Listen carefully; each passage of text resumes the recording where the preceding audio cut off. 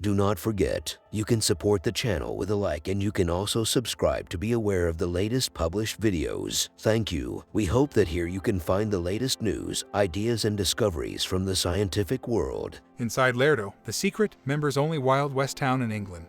Its founders have spent weekends reenacting American frontier life for over 30 years. It started with a cabin. A small, wood cabin with a pot-bellied stove and enough room for a few friends to have a drink after a day's riding. Then another wood building, grafted it onto it like a tree branch. One by one, other buildings, weather-beaten clapboard painted sober colors, joined it: the bank, the apothecary, the Lonesome Dove Mining Co, the blacksmiths, a printer's shop called Epitaph, the dry goods store, the jail, the two-story saloon and hotel. Now, 40 years later, Lerdo, a border town in the American West from back when it was wild, rises improbably out of a wet, green field in the English countryside.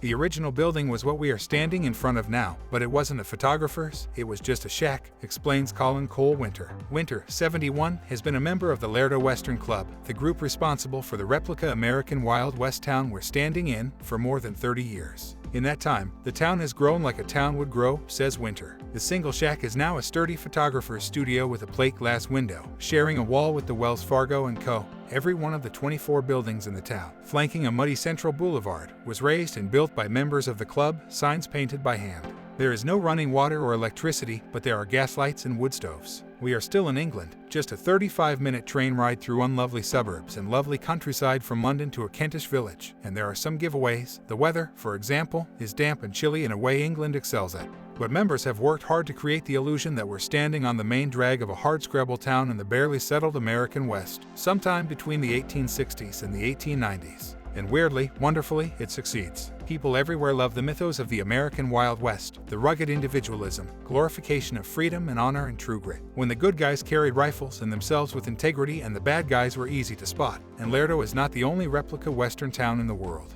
Predictably, a number of fake Wild West towns are scattered across the actual American West, places where tumbleweeds, dust, and endless blue skies are naturally occurring. In 2015, a 1-acre fake Wild West town in Valley Center, California went on sale for $950,000, the price of a one-bed flat in London. The town, complete with a train station and jailhouse, had previously been used for filming. In 2012, billionaire Bill Koch, the younger brother of conservative string pullers David and Charles Koch, made headlines with his plans to build his own western town of some 50 buildings in Colorado. Koch, known to his friends as Wild Bill, told planning officials that the 420-acre plot, in the middle of his massive 6,400-acre Bear Ranch, would be a living repository for all his western memorabilia, open only to select guests, family, and friends. Even outside of America, the draw of the Wild West is strong. Pullman City in Edging am See in the Bavarian forest is the life's work of a group of Wild West enthusiasts who transformed a former fairytale theme park into a western town. Germans seem to have a particular thing for the Wild West. In a suburb of Berlin sits the Cowboy Club Old Texas, a collection of 21 Western-themed buildings built up by the club members since the 1970s. Once a month, the club throws Western-themed parties there.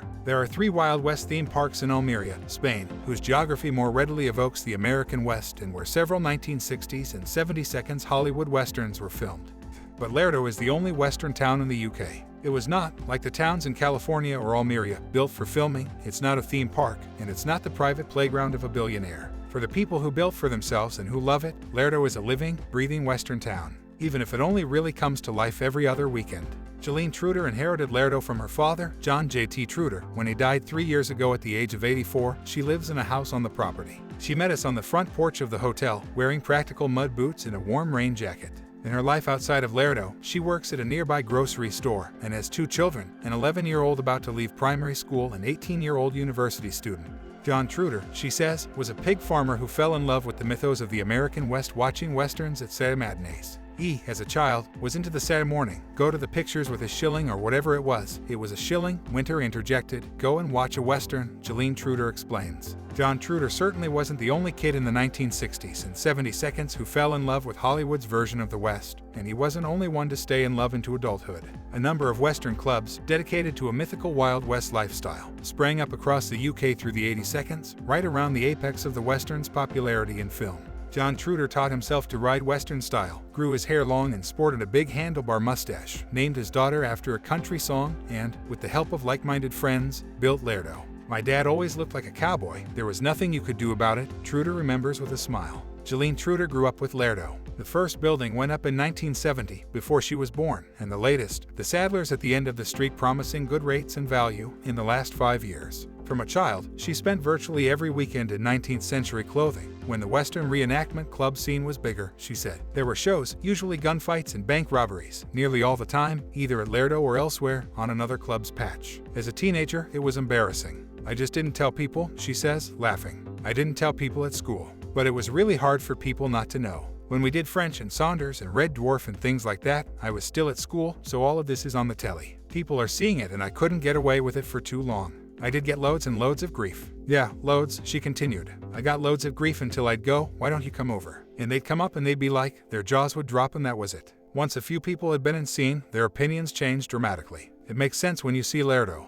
The buildings, even if they were built with the help of power tools, are persuasively period correct. They even have a particular smell. It's the lamps and the wood burning and the coal burning. It gives it a sort of smell, if you know what I mean, said Truder. It's an old smell. Old, not in the sense of something that's been left to founder, but more in the sense of something transplanted from the past. One of the things that makes Lerdo convincing is that it feels lived in. That's because at least some of the time, it is. The town is open to club members every other weekend. When they arrive, usually on a Saturday, they have about an hour to get themselves into their period-correct clothing, holster their weapons, and to stash their modern gadgets and gear. Those who have specific roles in the town, marshal, shopkeeper, bartender, stay in the town Saturday nights, in their part-time homes at the backs of or above their storefronts. Guests without residences can pay to stay in the hotel, in rooms decorated with antique bedsteads, wash basins, and floral wallpaper, or in the mining camp's cabins. The hotel, which also houses the bar, is the physical and emotional center of the town, functioning in the same way a real saloon might in a real Western town. Some nights, they can pack more than 50 people in there, we clear the tables and we can have dancing.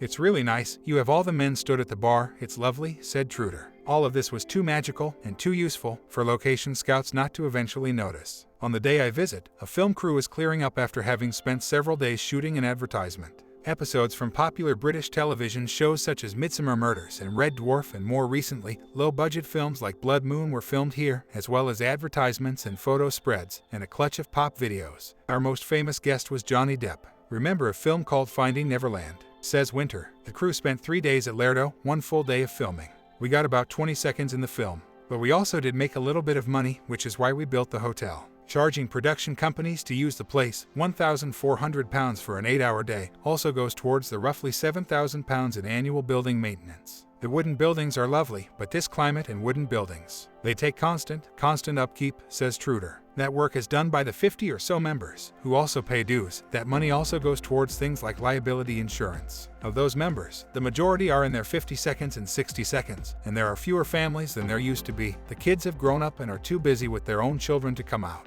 But Lerdo isn't actively seeking new membership. If anything, it's becoming more closed. Allowing filming is a necessary financial compromise, but one that both Winter and Truder agree feels invasive. These are our homes, she says. Visiting the town is by appointment only, its location given out at members' discretion. It no longer does the bank robbery or gunfight shows there and stop holding open days for the public. When, 3 days after the last open day in August 2014, the town was burglarized. They've also avoided the press since the last few articles, she said, made them look like a load of nutcases, eccentric nutcases living in sheds. However, the primary reason Truder says that she doesn't encourage new members is because this lifestyle is a commitment that she's not sure many people are prepared for. I don't want people to join and then they have to be here and it's a chore, she says. You want people who really want to be here. Members do, of course, have lives outside of reenacting. Winter, for example, sells items he collects through house clearances on eBay.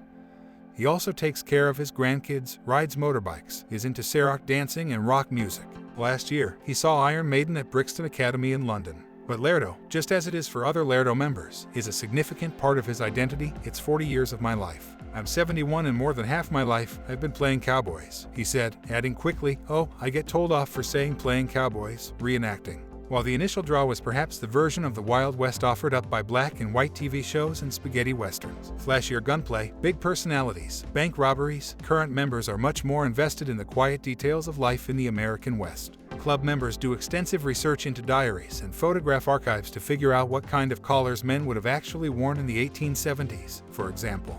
and they feel an obligation to get it right. Says Truder, you're representing a generation that are dead. So do it respectfully. Meanwhile, the internet's growth has made getting it right all the easier, where, as Winter said, Lerdo was once informed by Time Life books. Reenactors can now get real answers to questions like whether miners would have used white enamel plates or plain tin. I think everyone now puts all their energy into getting the buildings correct, getting themselves correct. That's where the energy is now going, so that we can be the best we can be, Truder said. And it's for ourselves. It's not about anything else, it's for us. It takes a lot of effort to fully immerse yourself in the past every other weekend, to maintain the buildings and the look of the place and find the right clothing. What people get out of it, therefore, needs to be significant. One thing they get is a community of people interested in the same thing, necessarily engaging with one another in real time. The use of mobile phones is punishable by a £10 fine. You have to actually have a conversation with people, Truder said with mock shock. There's also the pride and satisfaction in what they've built, said Winter, when someone comes in and says, that's absolutely great and you think, I was a part of that, you know.